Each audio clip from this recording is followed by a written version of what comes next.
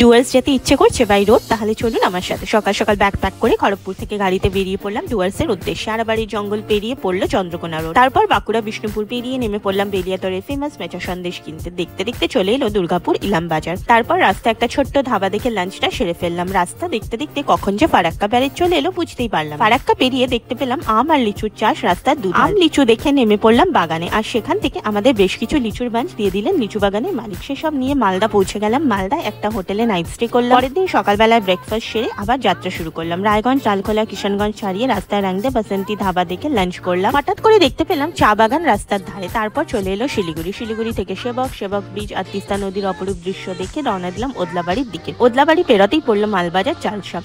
রাস্তার দুদিকের দৃশ্য এত সুন্দর, পাহাড় জঙ্গল নদী দিয়ে ঘেরা, যেটা দেখেই বোঝা যায় আমরা ডুয়ার্সে পৌঁছে গেছি। ডুয়ার্সে কোথায় কোথায় ঘুরলাম দেখতে পাবেন আমার নেক্সট ব্লগে। আমার ব্লগটা যদি আপনাদের ভালো লেগে থাকে তাহলে একটা লাইক করবেন আর চ্যানেলটাকে সাবস্ক্রাইব করে দেবেন।